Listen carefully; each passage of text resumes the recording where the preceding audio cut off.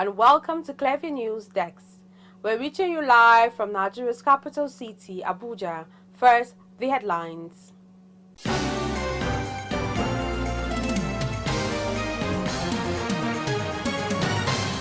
Eniola Ajao's Best Dressed Female Award, Cause of My Predicament, says Bob Riski.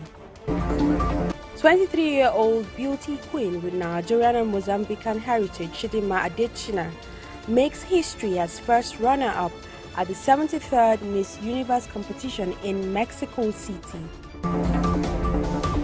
Labour Party's candidate in Ondo governorship elections blames Peter Obi, NLC, for his loss.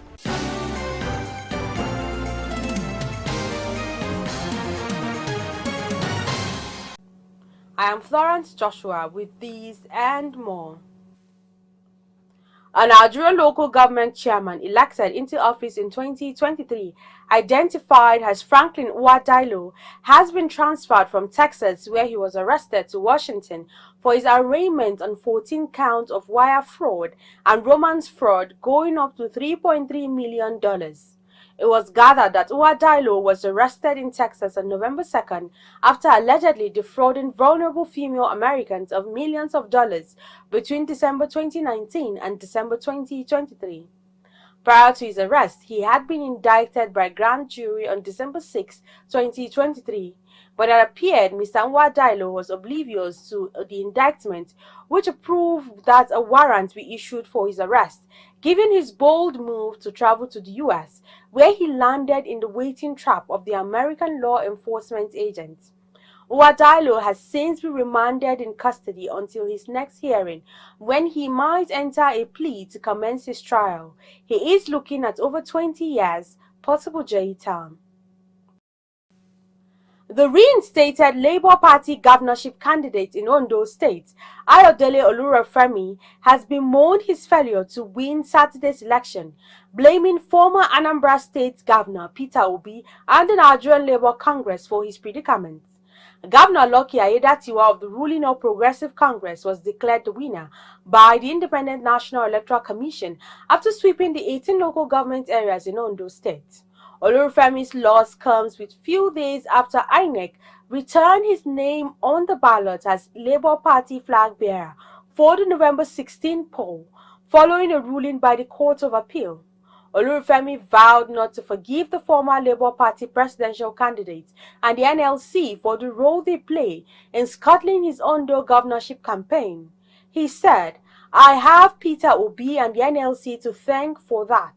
They have scuttled my aspirations and chances to win this Ondo election.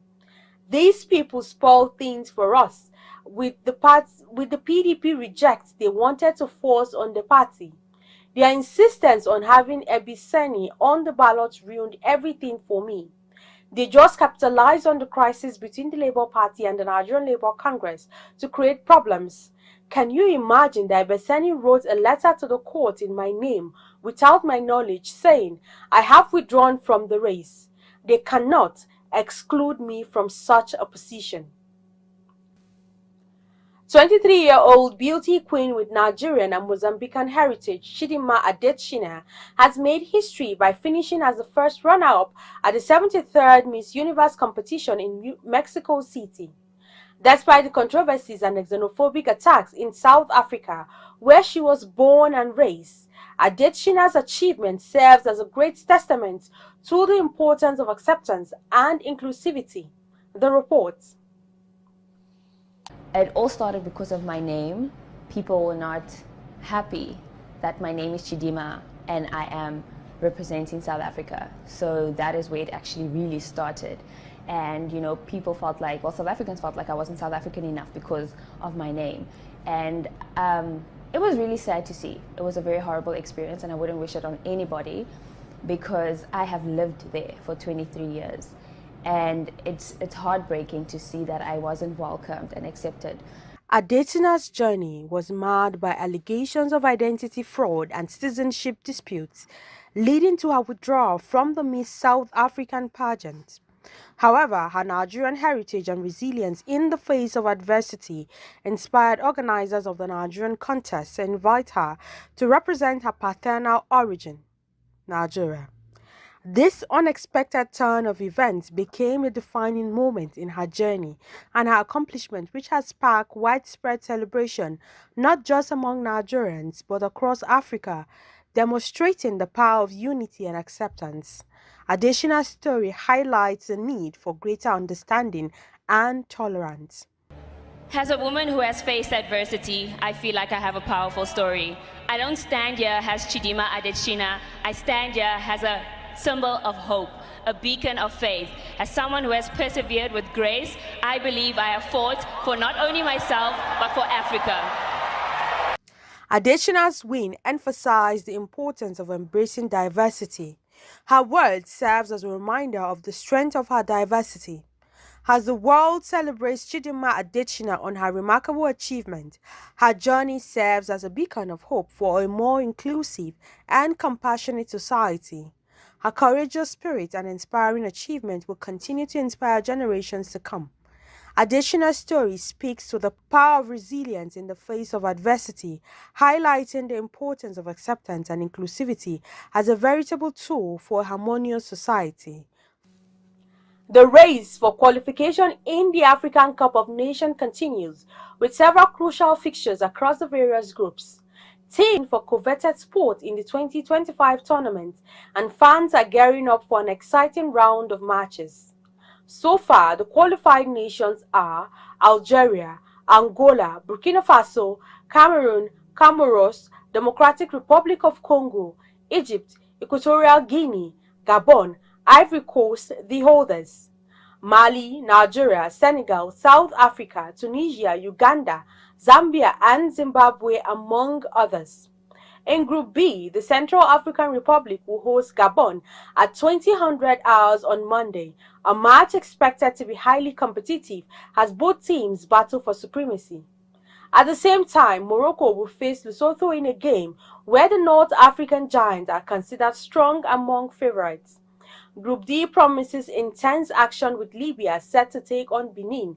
At one on the same time, Nigeria will clash with Rwanda, with Benin and Rwanda vying for the last qualification spot.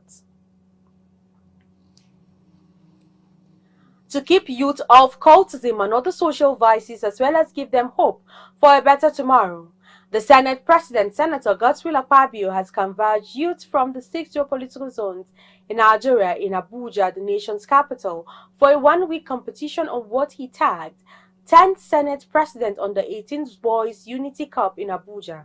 Clearview News, Imofonokon has the details.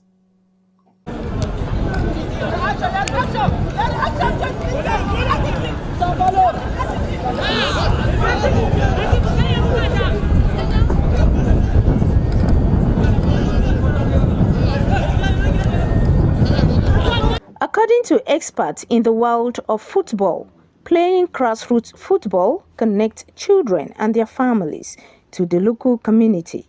This involvement, they said, will strengthen community ties, fosters a sense of belonging, and encourage children to take pride in their local area. The expert also noted that involvement in sports can deter young people from engaging in crime by offering them opportunities to channel their energy into activities that provide financial rewards and recognition. Some of the youth who participated in the 10th Senate President under 18 Boys Unity Cup in Abuja said grassroots sports development is a very important tool to unite and take youth off social vices if well packaged and invested in. Football helps us a lot. Like when other people have time to do other things, like go out, gather and think other things, we only think football. So that has changed our mind. Like only our thoughts, our money, everything is about football. Like by God's grace, like I'm a big Chelsea fan. I want to play, and my every mother is Eden Hazard. So by God's grace, I want to be like him. We are thankful for the Senate for giving us that privilege, and Lagos as well for giving us that privilege to participate and represent them on this Senate Cup competition. In life, sport is something that it is passionate, and apart from the passionate, it has other benefits, material benefits, emotional and let me say mental benefits. The way the country is now, insecurity and thugs around the street, sport have taken a lot of. If you look around now, you can see that there are a lot of young players from different states coming out for the love of the game. And as well, it's an opportunity for us to also push ourselves in our career to go further, to play beyond Africa as well. I want to say I'm very, very happy to be in this competition because let me just say it's a privilege to play in such competition. Because in Nasarawa State we don't have such opportunity to play because there is a lot of talent here. Sport like this, it can help me go to very far place because if you can see, there are so many scouters, so many prominent men, so many big agents. They are coming to watch us every day. I think our last match they selected 1 or 2 boys from our team, and I think that is a very big step for us. Some of the coaches, while highlighting the significance of sport development, describe grassroots football as a crucial platform to curb social vices among the youth. The Senate President, in his wisdom, felt it's necessary to take the youth off the streets by keeping them busy. Of course, we know how cultism has really eaten deep into the society. I think this is one of the ways by which government can actually keep the youths busy, and then not just keeping them busy, investing in them. This is what we need from others organizers, the senators, local government chairmen, our dignitaries, companies around.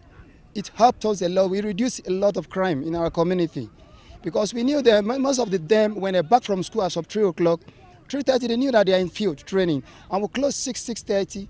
So you don't have the intention of going somewhere else. But when you remain idle at home, you think of something else to do. Now, an average European man don't even know what is called government. He only believes in sports and then he will invest in the sports. Now, eradicating poverty and then reducing the number of crime in the state. If we should use football, you see football, it's very good. Like Lagos, Akwa Ibom, Bayelsa, they are here, the government are sponsoring them because they have known that now sport is lucrative and it's a business. For that reason, they should also support the youth. If you are not supporting the youth, don't blame the youth. You can see all the players here being camped in this Abuja. They have been doing well. They are not smoking, they are not drinking, no bad friends. So this is a great thing for Nigeria. And you can see good talented players here performing wonder. And if we must fight crime, then we must engage the youth. Now look at the youth. We have over 1,000 youths here participating, and everybody is happy. That time that they will begin to think about negative things will not come. Well, thank God we are having this competition. It's the 10th edition, but the first under the current Senate President. And he did me fit to see how to just continue to give these boys a platform for them to nurture their ambition in football. Meanwhile, private corporations, institutions and well-meaning individuals have been urged to support grassroots football, noting that it has numerous benefits in empowering the country's youth. Imefono Kon reporting for Clever News. President of the Nigerian Union of Journalists, Chris Izibuzo, has called for measures to prioritize the safety and security of journalists as they continue their crucial work of educating and informing the public on various ills in the society. Izibuzo, in an exclusive interview with Clever News, Gloria Atta, emphasized the need for adequate protection for journalists due to their vulnerability to threat, harassment and violence, which undermines their ability to carry out their duties effectively. Clever News Desk highlights Nigeria's status in terms of press freedom. In every society, freedom of the press cannot be overemphasized due to its vital role in educating, informing, entertaining, and creating awareness on important events, personalities, and issues in society. In democratic societies like Nigeria, the press is critical in ensuring that the government is held accountable and the people are well informed. It is therefore important for journalists to be given an enabling environment to carry out their constitutional responsibility without fear or prejudice. Unfortunately, media freedom is a mirage in many societies, as journalists around the world are continuously exposed to various forms of threats and harassment. In Nigeria, press freedom has been a topic on the front burner since her independence in 1960. The media space came under serious threat during the military rule era, as journalists were forced to set aside their watchdog functions or face the wrath of the military authorities. The military regime was characterized with a series of arrests, detention, and even assassination of journalists who opposed or criticized the government. Nigerians were hopeful for some relief with the return to civil rule in 1999, but 25 years after, the country still continues to record infringements to freedom of speech and expression. According to data from the Nigerian Union of Journalists, at least 120 journalists had been detained in the country, with many others fleeing the country due to harassment and death threats. Notable examples include the 2020 EndSARS protests, where cases of violence and harassment on journalists who covered the protests was witnessed around the country, and the 7-month Twitter ban, which ran from June 2021 to January 2022, where the federal government, through the National Broadcasting Commission (NBC), instructed radio and television news broadcasting organizations to deactivate their Twitter accounts and refrain from using the platform to gather or disseminate news. During the 2023 general elections and the recent #EndBadGovernance protests held in August this year, the National Broadcasting Commission issued sanctions to a number of media outlets for publicizing certain content, all in a bid to silence the media.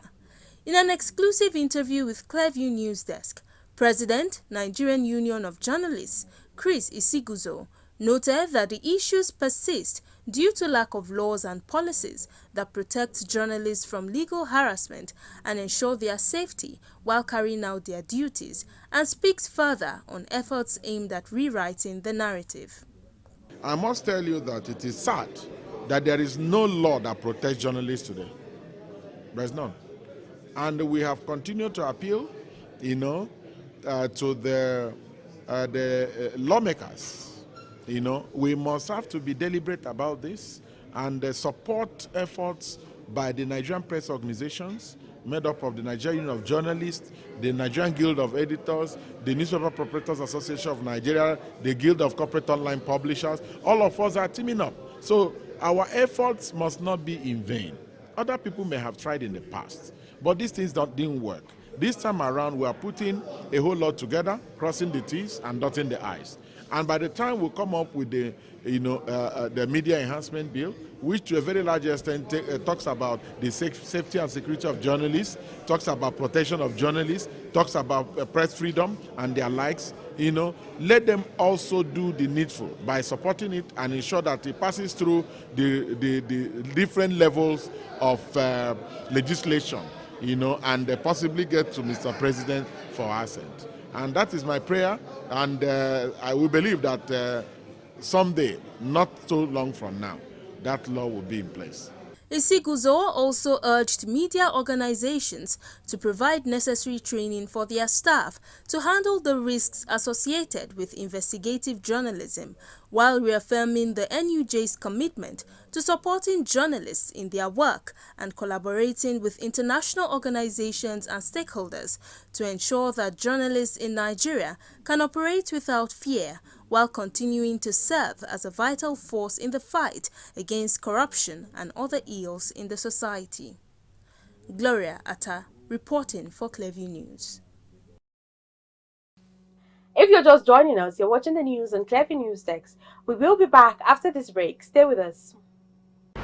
We break the news. This is Christ Embassy. Recollect, we were the first to break this. Governor Abba Kabir Yusuf of Kano State has approved the appointment of 3 second-class emirs. And this? Erasmus is the most successful program of the European Union to support education and youth. And this? Fubara is not an ungrateful person. And more. Tension is currently mounting in Rivers State. The planned arraignment of Yaya Bello. Across our platforms. Subscribe now and you will be receiving our notifications and never left out as the news breaks on Clearview. Welcome back. Embattled Nigerian cross-dresser Bob Riski has vowed never to accept any award or recognition designed for females. He stated this while attributing his problems to the award received from actress Eniola Ajao. Recall that Bob Riski received the Best Dressed Female award at Eniola Ajao's movie premiere in March 2024. Shortly after, Bob Riski was arrested by the EFCC for naira abuse at the award ceremony and was sentenced to 6-month jail, and thereafter, a leaked audio of the cross-dresser claiming to have bribed EFCC officials to evade money laundering charges against him and serving his sentence in a luxury apartment surfaced on the internet. The development generated controversy on the internet and also led to his arrest. Speaking after fleeing the country, Bob Riski blamed Eniola Ajao for his problems, stating that it all began with her award. Meanwhile, Eniola Ajao is yet to respond to the claims. And that's the news, but before we go, a recap of the top stories.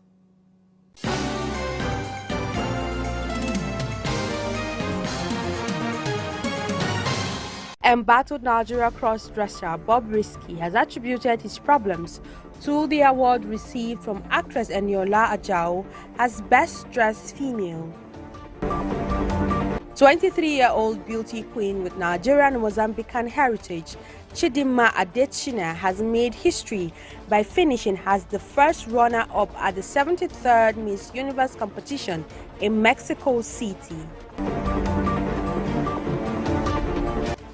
Labour Party governorship candidate in Ondo State, Ayodele Olurufemi, has vowed not to forgive the former LP presidential candidate and the NLC for the role they played in scuttling his Ondo governorship campaign.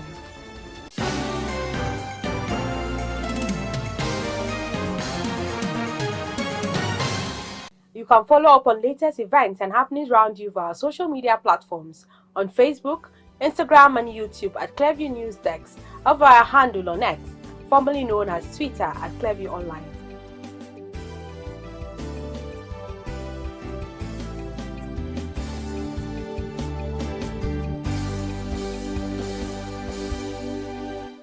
Many thanks for watching. I am Florence Joshua. Bye for now.